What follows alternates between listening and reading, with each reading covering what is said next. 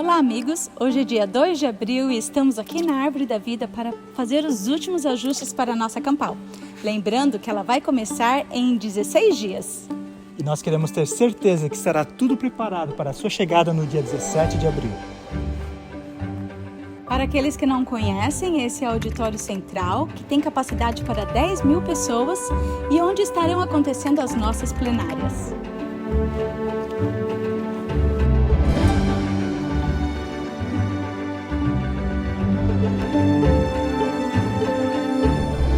Estamos aqui no foyer do auditório central e aqui estaremos fazendo o check-in. Lembrando que ele iniciará às 14 horas do dia 17 de abril. Mas para aqueles que por alguma razão tiver que chegar um pouco mais cedo, não tem problema, estaremos aqui para recebê-los.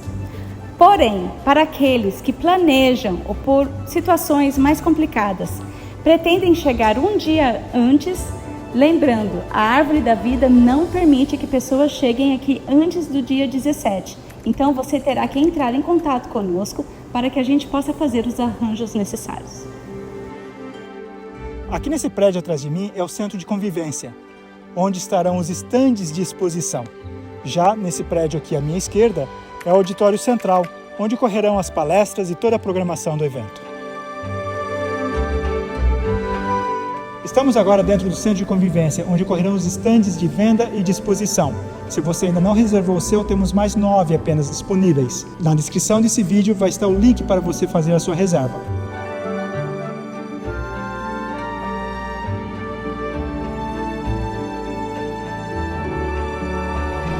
O restaurante da Árvore da Vida pode acomodar até 5.000 pessoas por hora.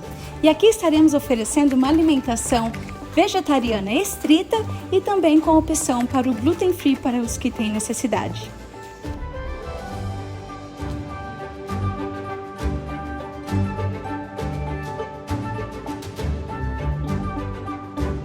Para as famílias com crianças, saibam que estamos preparados para atender as crianças também, de 0 a 12 anos. Teremos 3 grupos de professoras com crianças com idades específicas para cuidar e fazer a programação que acontecerá durante os seminários.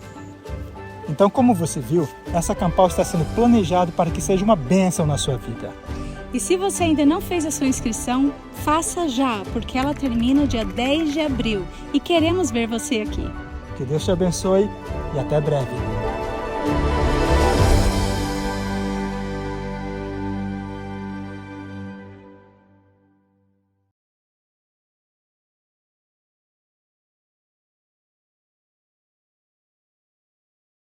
Então isso basicamente cobre o nosso primeiro ponto. Vimos Apocalipse 13, identificando que a segunda besta certamente é os Estados Unidos e que o seu princípio semelhante ao cordeiro é a separação entre a igreja e o Estado. E eventualmente viria a ter todo o poder da primeira besta. O poder daquela primeira besta, como você apontou, é a união entre a igreja e o Estado. Esse monopólio total sobre o coração e as mentes, assim como o bem-estar físico. Agora, devemos ver a América começando a cumprir esse papel profético.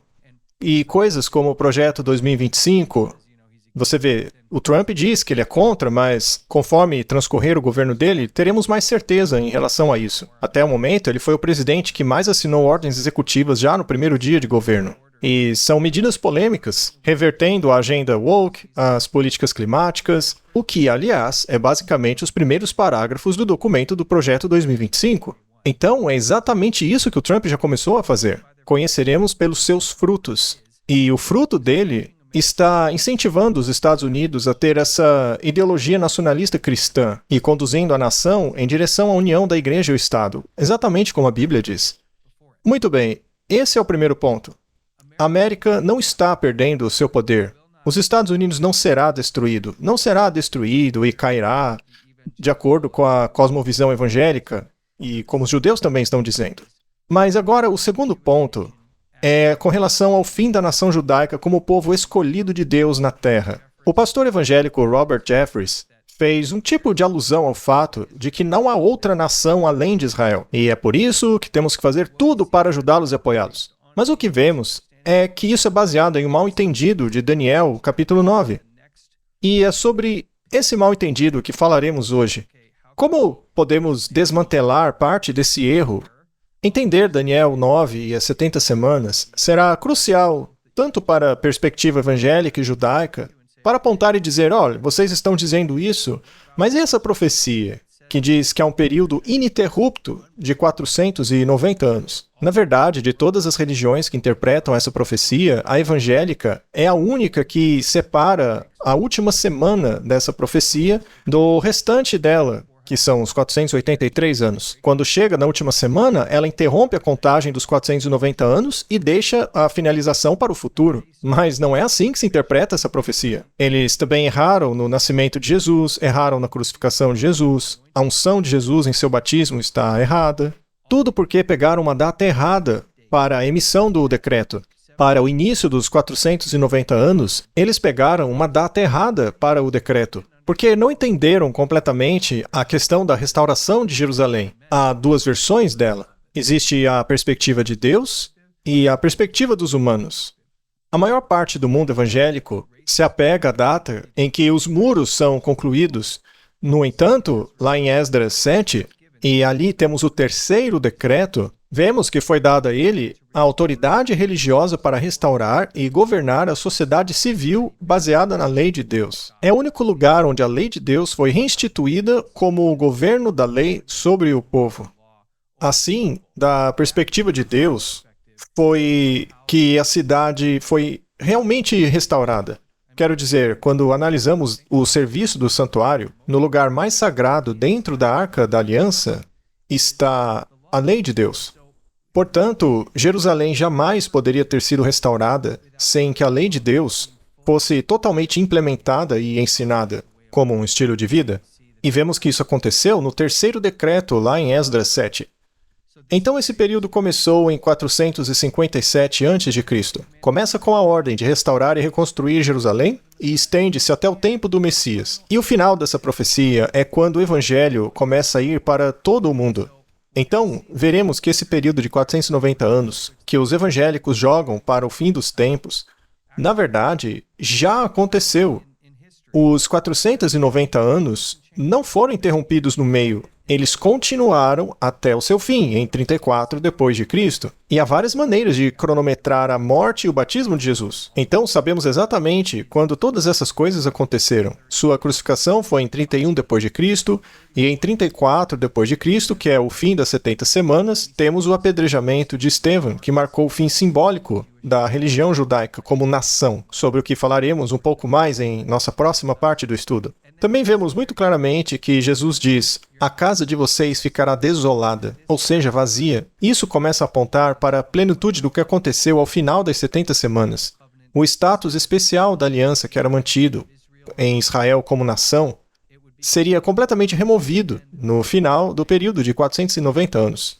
Então vamos descobrir um pouco mais sobre isso e mostrar como a maioria do mundo perdeu essa contagem, já que o mundo judaico diz que o final das 70 semanas refere-se à destruição do primeiro e segundo templo. E no meu canal eu fiz uma análise completa mostrando por que isso não é verdade. Não se encaixa nas datas de maneira alguma e quebra todas as eras históricas dos reis, tanto do reino da Judéia como dos reinos medo-persas e babilônicos. Então, quando finalmente extraímos todos os detalhes desta profecia, vemos exatamente isso aí que está no gráfico. Talvez você possa explicar melhor para a gente. Sim, basicamente estamos olhando para os 490 anos da profecia das 70 semanas em uma linha de tempo com o terceiro decreto, o decreto final que você mencionou, porque foram necessários todos os 3 decretos para restaurar tudo. E assim, de 457 a 34 depois de Cristo é o período das 70 semanas. A última semana, bem ali, você pode ver no lado direito, começando em 27 depois de Cristo, passando pelo ano 31 na crucificação e finalmente o ano 34, quando Estevão é apedrejado. Acontece que o mundo evangélico joga essa última semana para o futuro, uma vez que os judeus rejeitaram Jesus nessa época. Mas como você disse, todos esses eventos já ocorreram. Assim, quando chegamos ao apedrejamento de Estevão, há algo sobre este evento que é muito interessante, que muitas pessoas não reconhecem ou não notaram antes. Eu acho que quando fazemos um estudo bíblico sobre o que aconteceu quando Estevão foi apedrejado, nós descobrimos que o Deus da Bíblia está falando muito claramente sobre o que aconteceu com aquele evento do apedrejamento. Em Atos, capítulo 7, que fala sobre o apedrejamento dele, vamos dar uma olhada nos últimos versos perto do final daquele capítulo. Veja esse detalhe interessante. Ele faz menção sobre o que Estevão estava vendo naquele momento. Ele vê Jesus em pé à direita de Deus e diz: olha, eu vejo os céus abertos e o Filho do Homem em pé à direita de Deus. É interessante porque a Bíblia repete essa informação 2 vezes. Ele diz o que ele está vendo e depois repete isso, dando ênfase a essa repetição, o que significa que é um detalhe muito importante. Bom, quando vejo esse tipo de coisa, ou melhor, quando nós vemos esse tipo de coisa, isso deve nos fazer pensar nos detalhes sobre aquilo que ele viu. Por exemplo, se vemos o estado de algo como aberto, isto significa que aquilo já foi fechado. O livro de Daniel estava fechado, era um livro selado, e isso é mencionado no capítulo 12. Esse livro estaria selado até o tempo do fim. Aí você tem Apocalipse 10, o anjo com o livro aberto na mão. Há um significado entre estar aberto e estar selado ou fechado. Bem, a mesma coisa se aplica à posição de pé.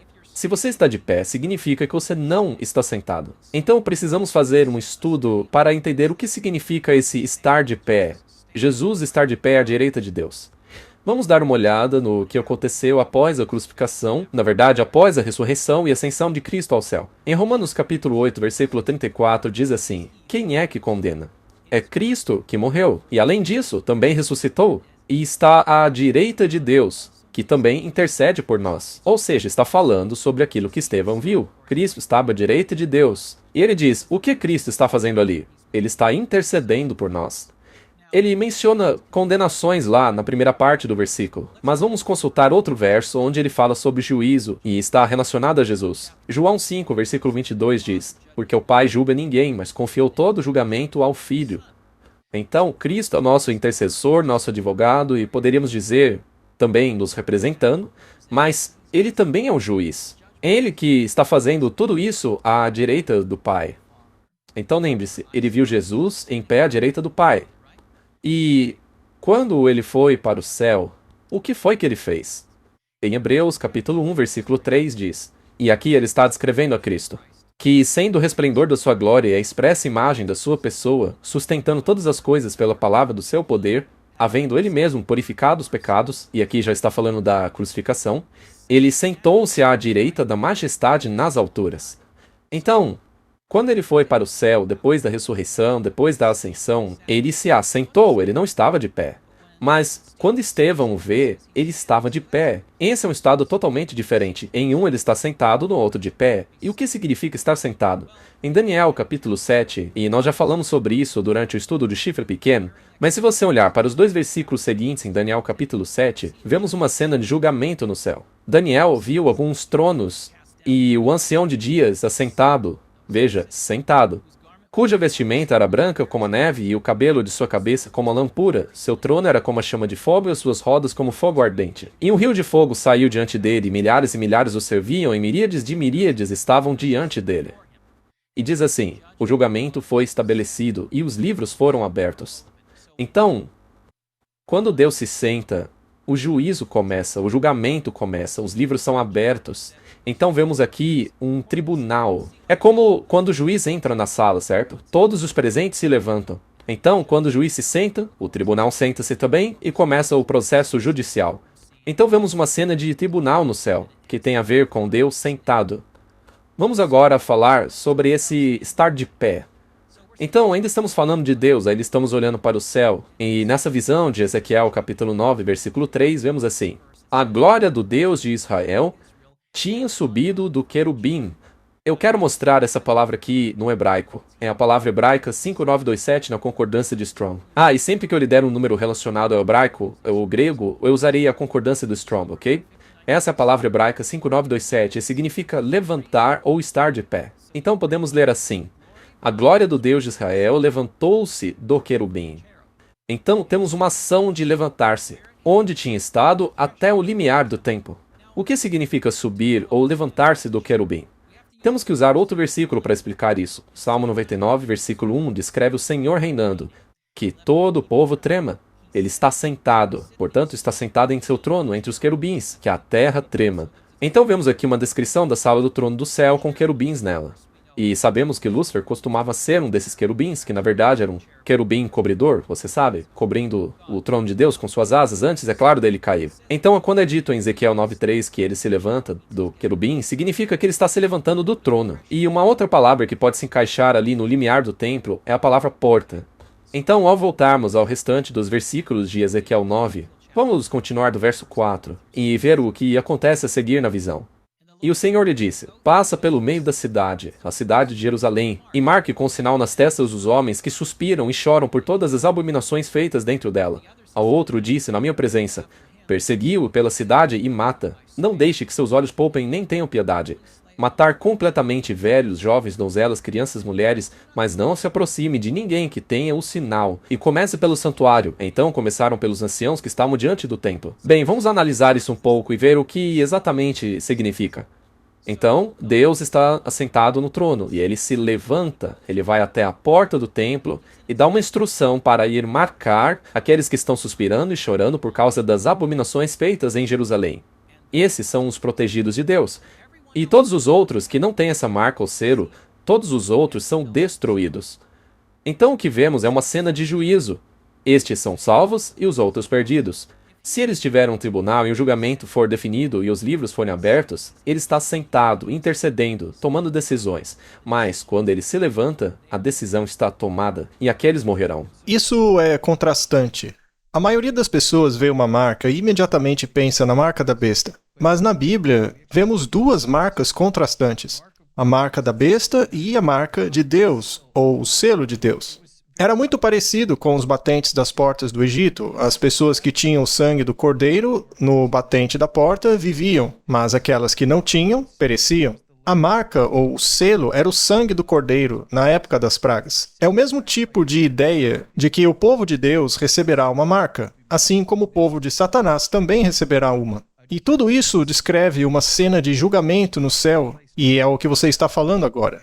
Acho que você está levantando um ponto muito importante para as pessoas, que é entenderem a diferença entre sentar-se e levantar-se num julgamento, onde ele está atualmente coletando todos os casos e advogando a favor ou contra. Quando esse julgamento for concluído e ele se levantar, o que acontecerá?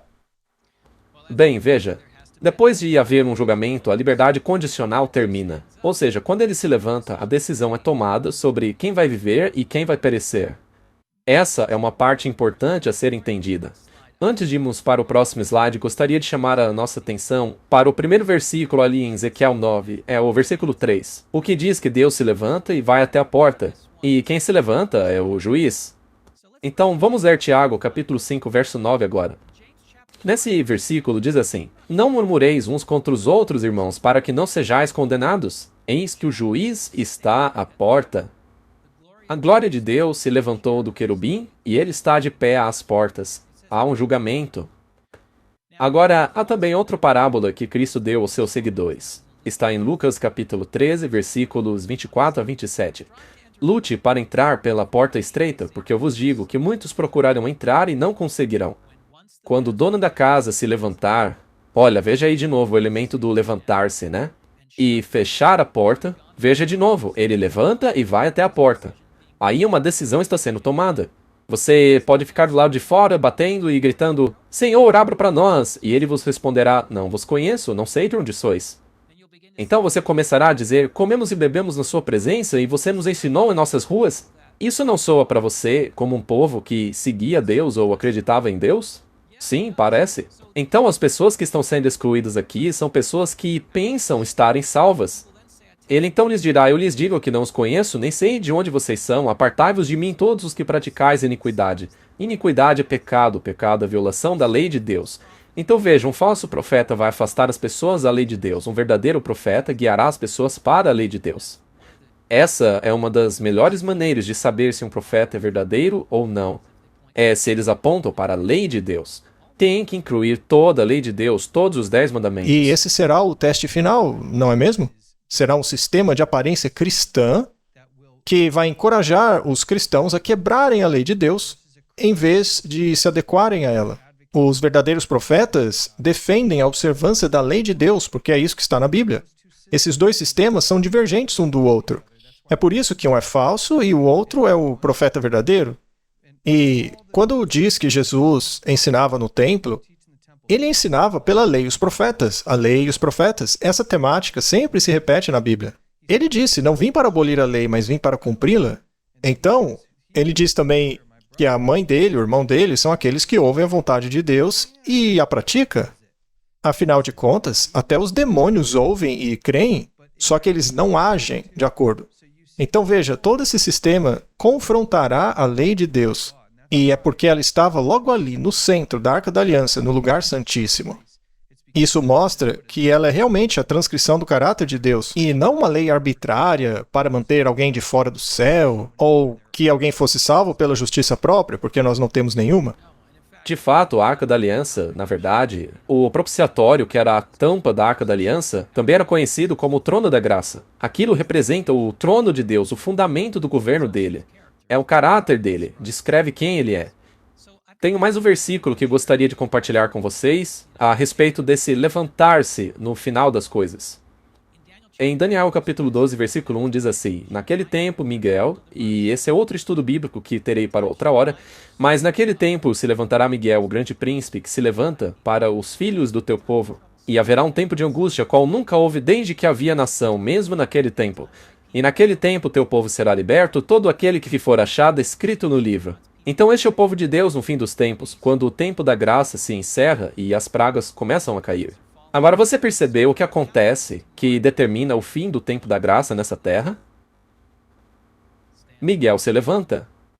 Miguel se levanta. Agora, quando olhamos para o versículo que diz assim: vejo Jesus de pé à direita do Pai. Isso foi a última coisa que Estevão viu antes de morrer, antes de entregar a sua vida como mártir, o que aconteceu no ano 34. Isso significa que acabou ali o tempo de graça para a nação judaica. Ela o rejeitou. A liberdade condicional acabou. A profecia foi finalmente cumprida, não há nada para jogar no futuro para ser refeito novamente. Há também alguns outros versículos nos quais Cristo estava falando a respeito da nação judaica, mesmo antes de ter sido preso.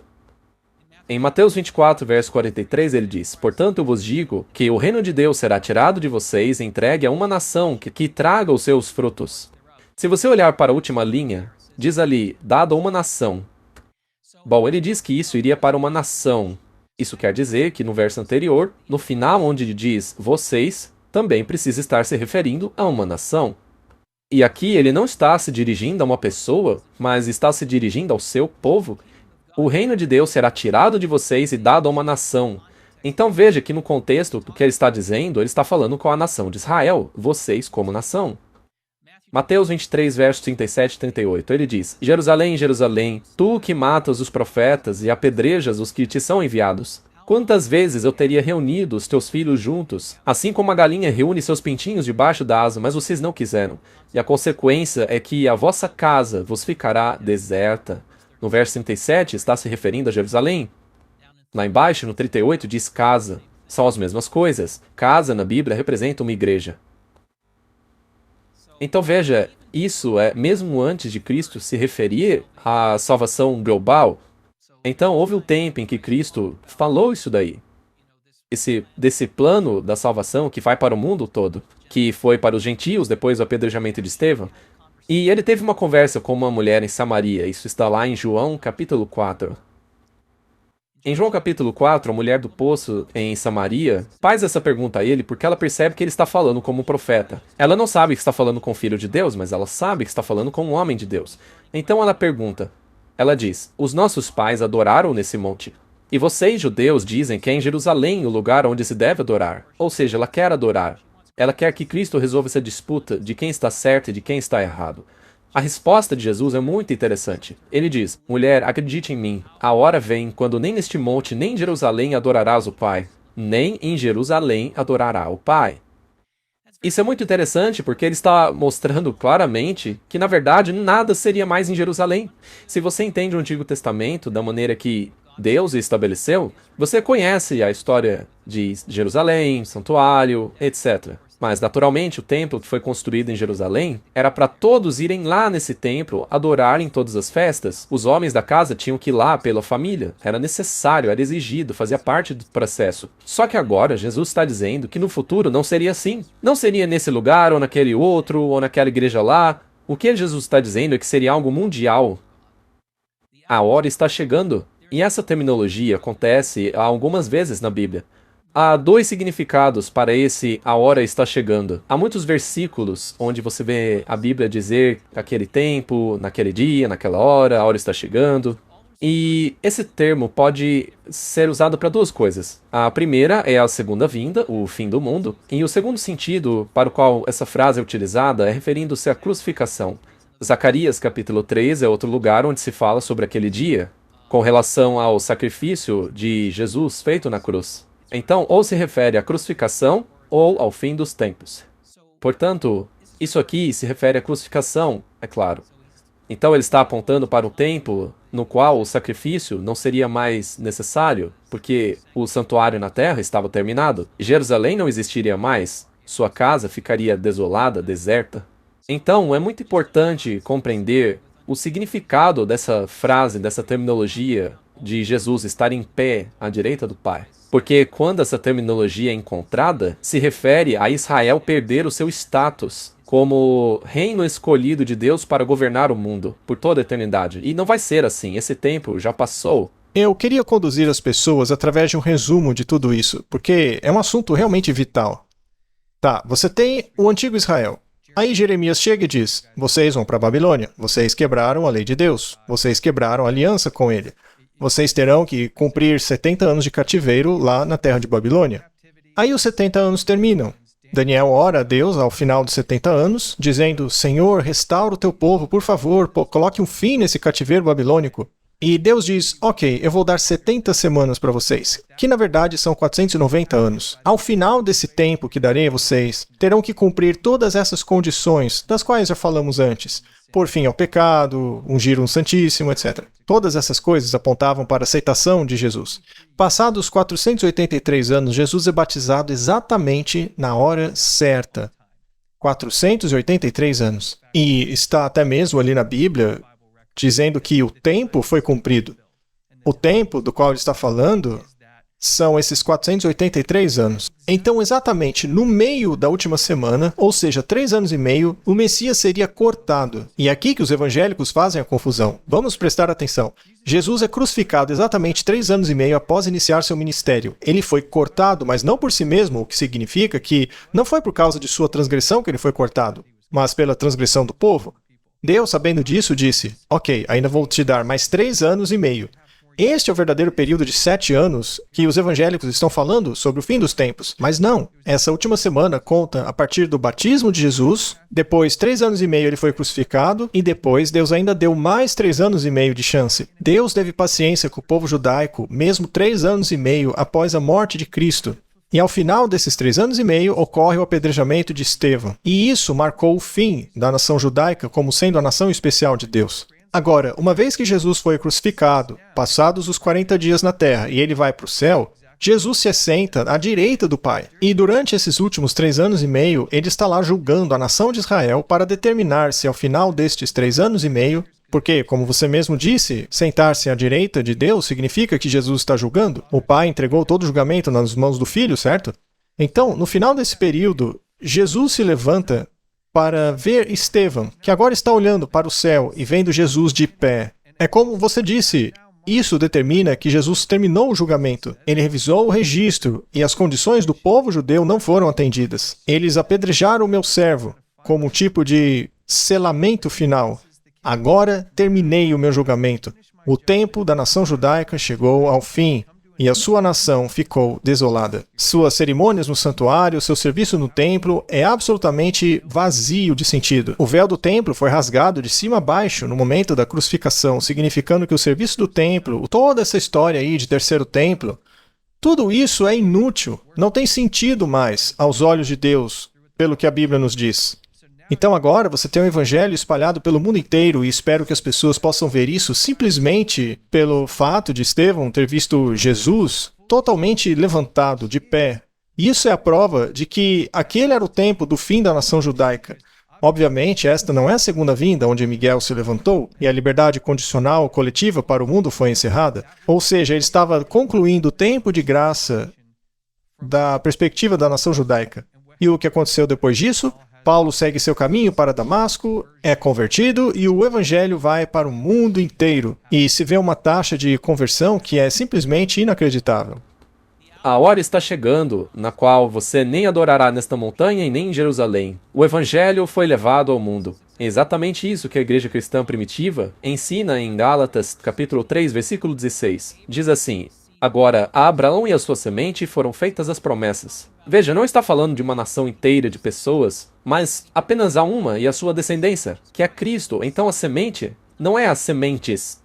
Na verdade, é Cristo que promete novos céus e nova terra, nova vida. Na verdade, a promessa é feita à semente de Cristo. Agora vá para o verso 29. E se sois de Cristo, ou seja, se escolhemos a Cristo, neste caso, somos sementes de Abraão. Veja, não se trata de uma questão étnica, hereditária. Na verdade, é espiritualmente por meio de Jesus Cristo que nos tornamos herdeiros de Abraão. Se voltarmos um versículo agora para o 28, diz assim: não há judeu nem grego, não há escravo nem livre, nem macho nem fêmea, porque todos sois um em Cristo Jesus. Ora, não existem dois reinos do céu diferentes, apenas um, e todos vão a ele por meio de Cristo. Então a promessa foi feita a Cristo, e sem Cristo não tem promessa. Então, quando eles dizem, como ouvimos aquele rabino dizer, né, que a igreja é inimiga dos filhos de Israel, eles estão dizendo que isso é uma linhagem direta de Abraão e dessas 12 tribos. Mas, na realidade, o que estamos vendo aqui é que não há judeu, nem escravo, nem livre, não há homem, nem mulher, pois todos vocês são um em Cristo Jesus. Isso, mais uma vez, anula o conceito. E veja, nós vamos mostrar um pouco de Pete Hegseth e algumas das coisas que ele falou sobre o terceiro templo, e ele é um sionista. Então, isso levanta uma questão. Ele é sionista e cristão. Ora, como isso é possível e por que é tão ruim? É ruim porque não aceita a palavra de Deus exatamente como ela é. Está seguindo uma entidade política estatal estabelecida sobre a aliança da fé por meio do sangue do Cordeiro. E isso aponta para a semente de Abraão.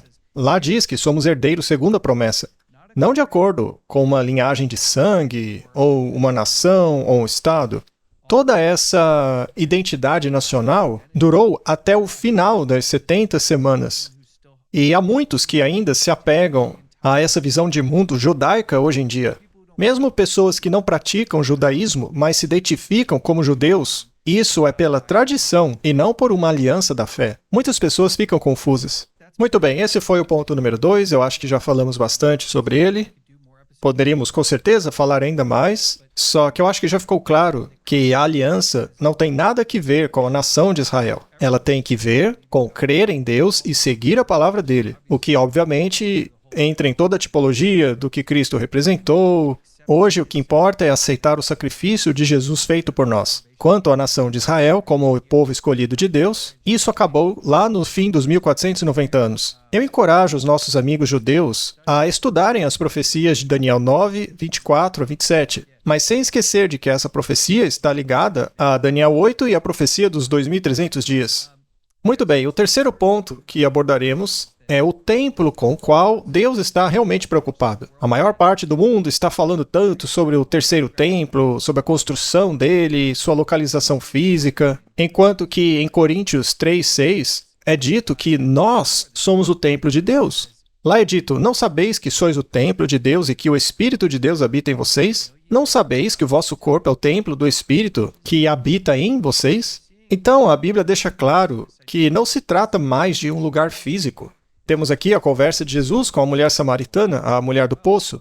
E na conversa ele afirma que chegará o tempo em que as pessoas não adorarão mais em Jerusalém, nem em nenhuma montanha específica, mas sim em espírito e em verdade. Então veja novamente o afastamento de Jerusalém aí. Você ressaltou que não haveria mais adoração lá? Fale-nos mais sobre como podemos saber que o que Deus está falando é algo global. Um movimento espiritual e não uma localização geográfica, física específica, que nos faz tirar o foco do terceiro templo físico e colocando mais em nossos corações e mentes em nossa caminhada com Deus. Muito bem, vamos falar do templo. Vamos falar sobre o que o templo nos diz com respeito ao que ele representa, porque é um exemplo que Cristo deu de si mesmo. E isso está em João, capítulo 2, versículos 19 e 21. Jesus respondeu dizendo, destrua esse templo e em 3 dias eu o levantarei novamente. Mas ele estava falando do templo do seu corpo. estava se referindo ao templo do seu corpo, mas eles acharam que ele estava falando do templo físico de Jerusalém, enquanto estava falando de si mesmo. Bom, como já vimos, a Bíblia fala que o nosso corpo é o templo do Espírito. Em 1 Coríntios 6, 19 e 20 diz: Ou não sabeis que o vosso corpo é o templo do Espírito Santo, que habita em vós, proveniente de Deus, não seus, pois foram comprados por um preço. Portanto, glorifiquem a Deus no seu corpo e no vosso espírito, que é de Deus. Então, Cristo tinha um corpo igual ao nosso, e na verdade ele ainda tem um corpo humano. Isso está em Atos capítulo 1. Lá é dito que esse mesmo Jesus que vocês viram subir vai descer de novo. Ou seja, ele virá como humano novamente. Ele sempre será um humano. Então somos um templo. Cristo é um templo. E o Espírito Santo é a chave que não podemos ignorar. Na verdade, em 2 Coríntios 13, versículo 5, diz que devemos examinar a nós mesmos para saber se estamos na fé. Então nós temos que nos avaliar. E não sabeis vós que Jesus Cristo está em vocês, a menos que estejam desqualificados. Essa salvação da qual está falando aí é ter Cristo. Sem Cristo você não pode. Você tem que tê-lo. Você tem que ter o Espírito. Você tem que receber Cristo. E assim, o templo agora deixou de ser um lugar para onde se ia 3 vezes por ano para as festas em Jerusalém. Ele agora foi expandido para o mundo todo. Mulher, acredite em mim, está chegando a hora em que todos adorarão em espírito e em verdade. Isso está em João capítulo 4, versículos 23 e 24.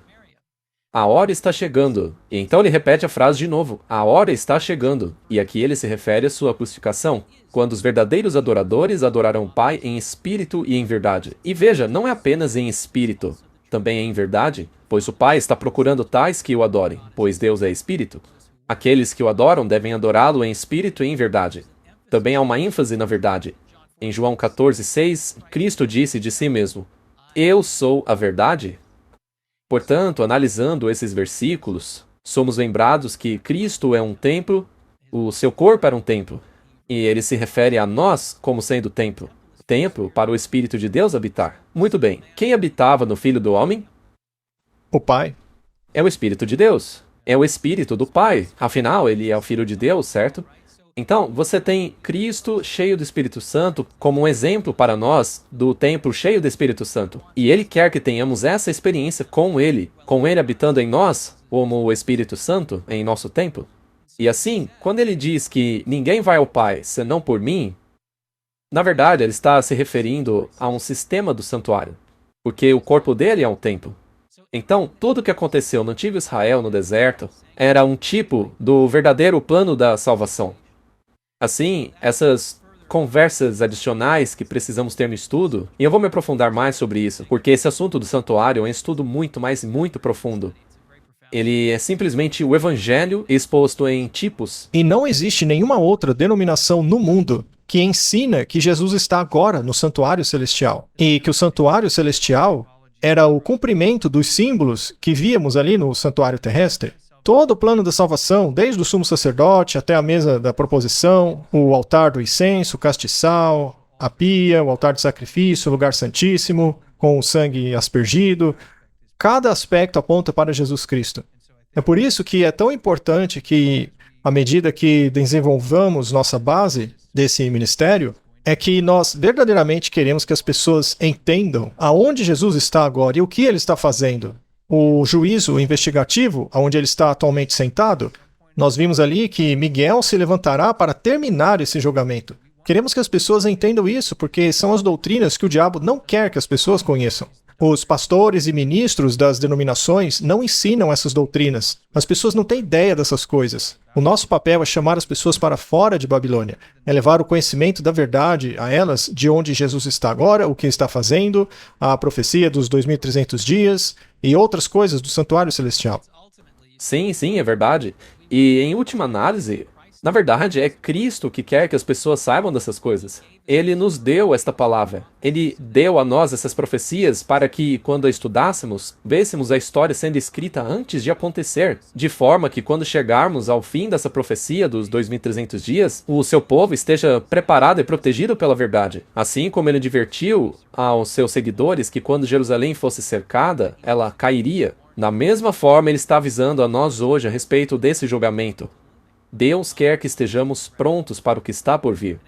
E eu acho que se é uma coisa que é ignorada o tempo todo por esses falsos profetas, essas falsas igrejas, é que elas não falam em nenhum lugar do julgamento. Para elas é como se não estivesse acontecendo juízo nenhum agora. É como se tudo já estivesse concluído e não tivesse nada em andamento. E é isso que está faltando nas mensagens hoje em dia. Não me refiro necessariamente à igreja adventista, mas, de certa forma, até nós somos negligentes com essa mensagem de vez em quando.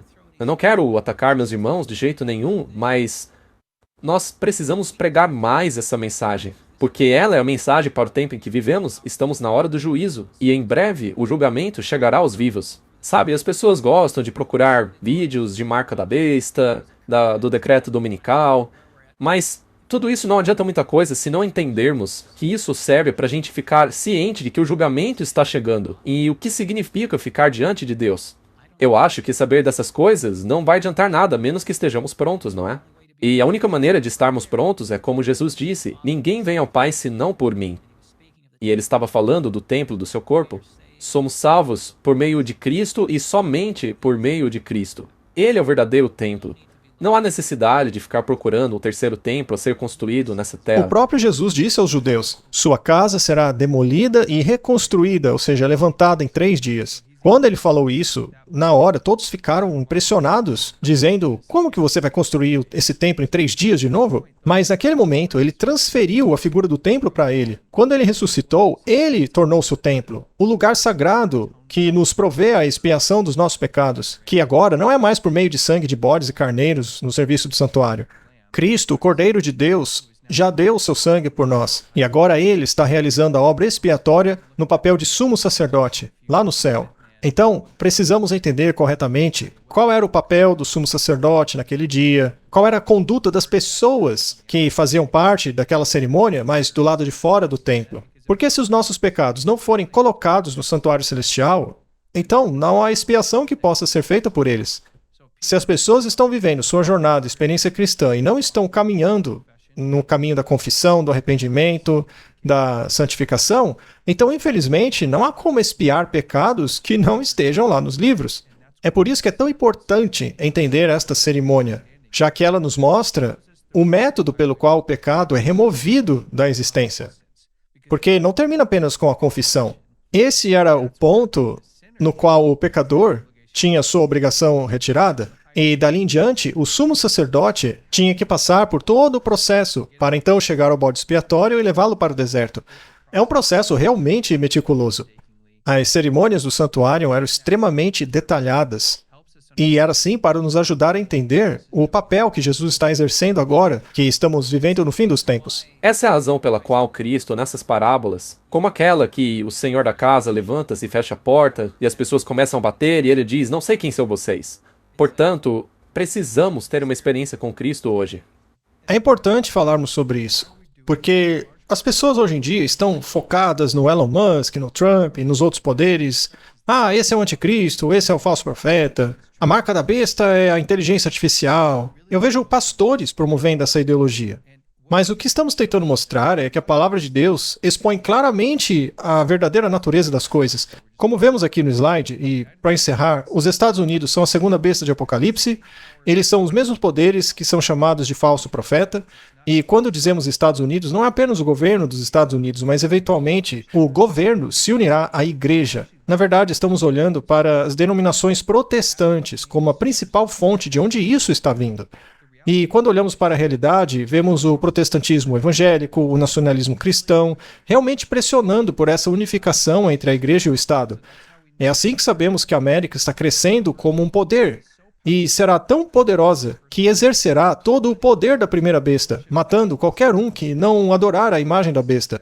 Isso faz alusão ao fato de que definitivamente haverá um papel central de uma entidade americana muito poderosa que não está de jeito nenhum colapsando. Nós também vimos que o papel especial de Israel como nação foi concluído ao final das 70 semanas, quando o evangelho começou a ser difundido entre os gentios. Hoje não há papel especial nenhum para Jerusalém ou Israel cumprirem. E também quero salientar que todos os judeus podem participar plenamente da aliança de Deus por meio da fé, aceitando Cristo como seu salvador pessoal. Mas, além disso, não há mais distinção entre nações. Ou é o povo de Deus, ou não é o povo de Deus. Estas são as duas únicas distinções. Também vimos que o templo de Deus nunca mais residirá em Jerusalém, com qualquer significado da perspectiva de Deus, e se Israel realmente vai reconstruir o terceiro templo ou não, isso pouco importa. Deus não vê relevância nenhuma nisso. O verdadeiro templo hoje é tanto Cristo como templo, quanto Cristo habitando em nós, quando nos tornamos o veículo para a manifestação da vontade de Deus, assim como Jesus, que cuidava dos negócios do seu Pai. Espero que possamos começar a ver que se trata de uma aliança de fidelidade, não é uma localização geográfica ou um povo litoral. Apesar da abundância de vozes cristãs e judaicas que estão defendendo essa ideia hoje. Muito bem, nós vamos encerrando por hoje. Acho que ficou claro a partir da perspectiva do Adventismo. Na verdade, eu não diria nem isso, eu diria da perspectiva bíblica. Sabe, eu nunca pretendi me tornar um adventista do sétimo dia. Eu comecei a estudar cada característica que foi apresentada na Bíblia e comecei a me perguntar qual igreja se adequa a isso daqui. E foi aos poucos que eu descobri que, sem dúvida alguma, a igreja adventista do sétimo dia se adequa ao que diz a Bíblia. E até Roma sabe disso. Satanás luta duro para corroer os pilares da nossa doutrina. Diz aqui, está na Review and Herald, de 9 de junho de 1896. Porém, a antiga Jerusalém nunca será um lugar sagrado até que seja purificada pelo fogo refinador do céu. Certo? E nessa história, onde vemos um fogo refinador vindo do céu? É a segunda vinda? Bem no final da destruição do mundo. Sim. E, finalmente, a um certo momento, haverá um novo céu, uma nova terra e uma nova Jerusalém. Então, Ellen White está dizendo aqui que Jerusalém não tem mais papel especial aos olhos de Deus e que não será estabelecida como cidade de Deus novamente, até que a nova Jerusalém finalmente seja construída pelas mãos de Deus e não do homem. Ela diz aqui, a maldição de Deus está sobre Jerusalém devido à rejeição e crucificação do seu Filho unigênito.